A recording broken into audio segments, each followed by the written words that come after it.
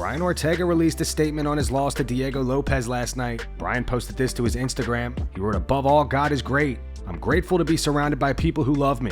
You have good days in the office and today was a bad one. Tonight wasn't my night, it was his. Life keeps going." Petr Yan had words for Sean O'Malley and Merab last night. He posted this to X. He wrote, "Congrats to Merab for a well-deserved win after a long and tough road to the title. Hopefully we can meet again in the future when we are both at 100%. He followed up with, "I have never considered Sean a real champion because he was gifted decision against me in Abu Dhabi. Rematch season is open, so see you soon." Sean O'Malley posted this to his Instagram right after his loss to Merab last night. He wrote, "Back to work." Down block. Quote, Down block. "I know my neighbors Sprawl. have done this to me, Sprawl. and if they think it was bad Keep the sprawl and before, back just up. wait till they see me now." Well, boys, we did get the job done. Appreciate the support, appreciate the love. Over-promised, under-delivered. This one stings. Enjoying the family, enjoying the friends, enjoying life. We'll be back. Appreciate you guys. Here's footage of fans in Georgia reacting to Merab winning the belt.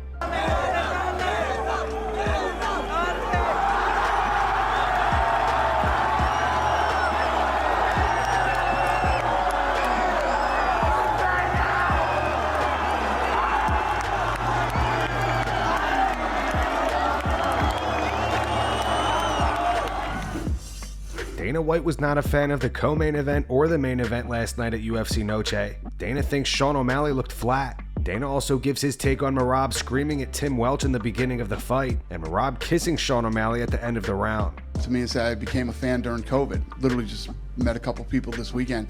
Our fan base grew 69% during COVID.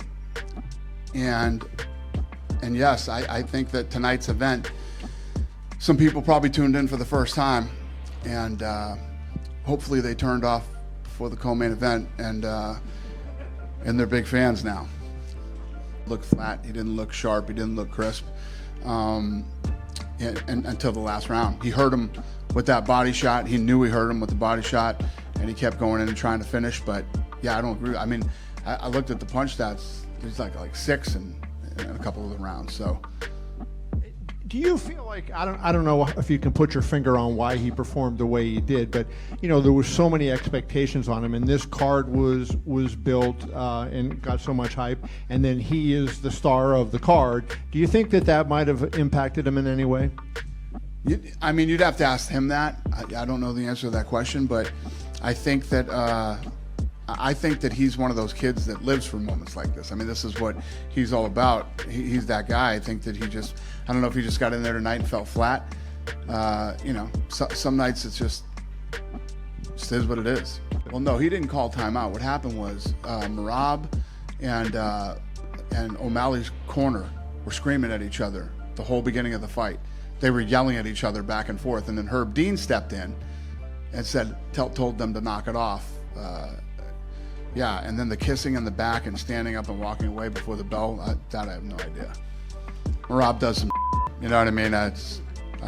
Yeah. It was weird, but not shocking. Aljamain Sterling went off on social media last night after Merab beat Sean O'Malley. This user wrote, "That fight was not fair. How did they get 2 48-47 scores?" Alja replied, "Bullshit scoring. But I meant a fair fight where both guys get adequate time to prepare. And yes, I'm still bitching about that fight because O'Malley and his team kept bragging about it as if it were a fair playing field. That's some weak ass shit." This user wrote, "My brother, it's your fault, man. Never let anyone rush you before you're ready. You played into their game and got played. Take the L and learn from your mistakes." Aljo said, "You're 100% right. My point remains. The way they were bragging about the win was very distasteful, so I called them out on it. And now we got to see what a fair, prepared fight looks like against the rightful next best guy." This user writes, "You were too humble to the O'Malley team. They were complete. You handled it well." Aljo said, "Facts. That humble shit went out the window the second they started gloating. I'm a competitor, not a pushover." This user writes, "So happy Tim Welch got humbled. Aljo said, I want to say I respect him for being a fighter during his time, but I also want to say he's a disgrace to how a coach should be. Let the fighters do the chirping. Just goofy energy. Maybe one day we'll have a beer and laugh at it." This user writes, "Were the pay-per-view buys worth the risk of taking a championship fight before your body was ready?" Aljo said absolutely not, which honestly made me even more salty. All in all, I made life-changing money from my lifestyle with the Henry and O'Malley fight, so it's all good. Glass half full, not half empty. And this user writes, I'm starting to believe that you most likely would have muscled around Sean as well and gotten the sub. I'm just curious, why did you rush at him? And was there a reason you thought you had to engage him so quickly? Aljo said, I've spoken about this and it's exhausting. Respectfully. It wasn't the best version of myself and the better man won that night. I should have never said yes after saying no 5 different times. Shitty mistake and I lost. Alexander Volkanovski welcomes a fight against Diego Lopes next. So Lopes right up there now. I'm guessing he'll be ranked number 3. Obviously my next fight's for the title. Depending what happens, is there injuries in the Max and Ilya fight? You know, who knows what's going to happen. Could there be an interim with someone like Lopes? You never know. So we'll see what happens. But, you know, I want to fight sooner. Obviously my next fight is the title. But if they can't do that soon enough and, you know, say if Max wins, is he going to go lightweight, do the BMF? Is there going to be an interim fight? I don't know, haven't had them proper discussions. So I'll get back to the UFC and have a proper chat to him. All I know is that my next fight's for the title. So let's find out exactly what's happening there. Dana White gave Robbie Fox of Barstool $20,000 for his wedding. Here's $20,000 for your wedding.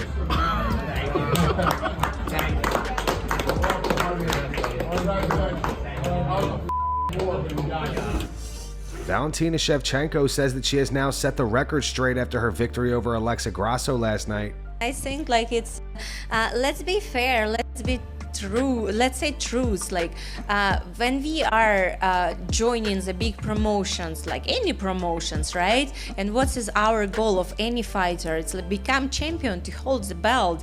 And definitely when someone losing the belt, it's kind of like, okay, I cannot get it back. That's why I said like it's not about the belt, it's about something different. But let's say truth, it's every time it was about the belt. It's every time was to to win and be the champion. If not, everyone would go to the fight and do whatever the fight. No, but they fight for the victory, to be the champion. So this is for me every time was like a very important part. And definitely like seeing all the time like especially I feel ESPN, they are was showing so much, like even on second fight, it was second fight with Alexa. So every time showing the moment when she is winning or she doing good combination. And my combinations, they just ignored. But I won the fight, but they just ignore. And all the people had this like feeling that she wins the fight. And it's like, I feel like it was a draw.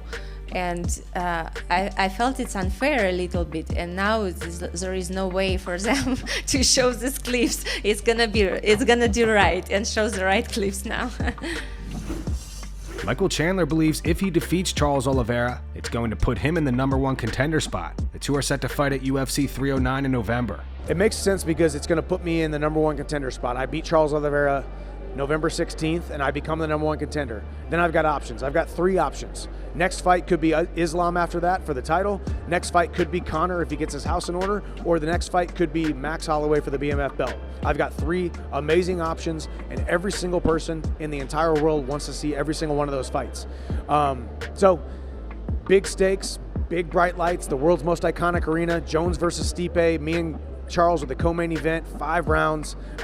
It's a big fight, big stage, bright lights, big stakes, and I'm going to bet on myself, so I'm excited about it. The last year and a half has been completely different than the first year and a half of my UFC tenure. I came into the UFC, and in a 25-month period had 6 training camps, a backup for a world title fight, every single fight of the night, performance of the night bonuses, knockout of the year, debut of the year. It was absolutely crazy.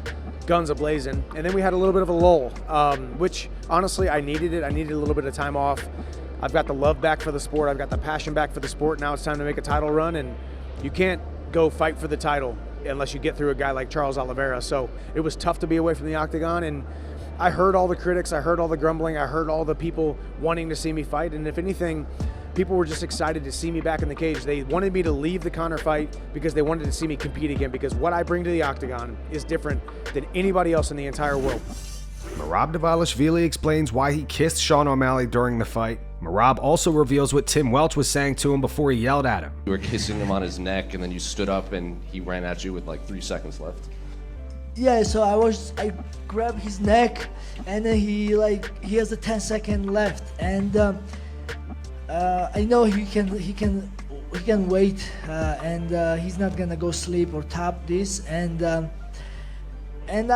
wanna make just a little fun of him, you know, and make him just, you know, I don't hate the guy, just make fun of him, but at the same time give a little kiss. To show them dominate. I control this fight, I break you, you know. That's why I was kissing, and but I had too much fun there, and I guess I lose the time control, but when I let go, and I guess, I don't know, like he followed me and he punched me back on my head, and I started protect myself again, and that was like, and I said, referee again, I'm sorry, referee, I'm sorry. What happened in the very beginning of the fight? It looked like you were yelling at his corner and the referee had to stop and talk to you. Yeah, I was in and I'm fighting. I'm a professional fighter, you know, I'm focused, and it never happened to me. I never pay attention to other corner, but of course, team's voice, it was very familiar because he was doing same thing to Aljo. There is the clip video on social media, everybody we saw that,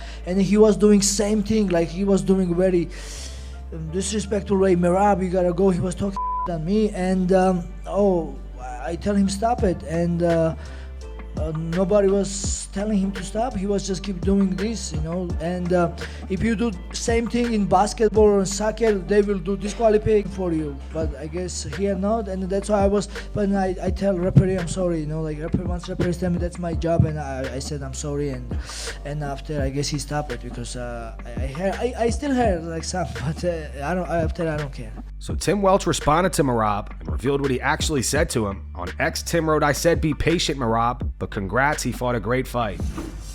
In an interview with Full Send MMA last night at the Sphere, Alex Pereira called Dricus du Plessis a clown.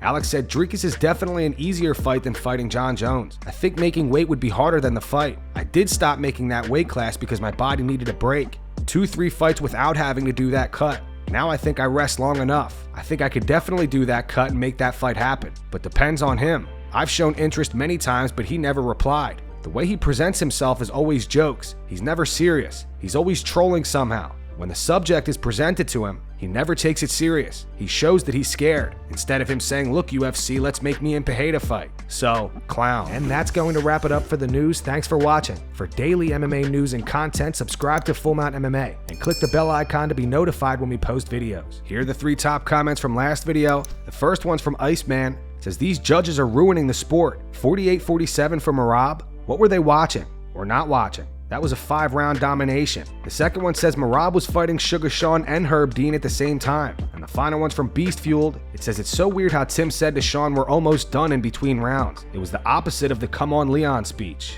Those were the 3 top comments from last video. If you want to be featured in the next one, all you have to do is comment down below. And if you missed yesterday's news, click the video on screen right now to get caught up.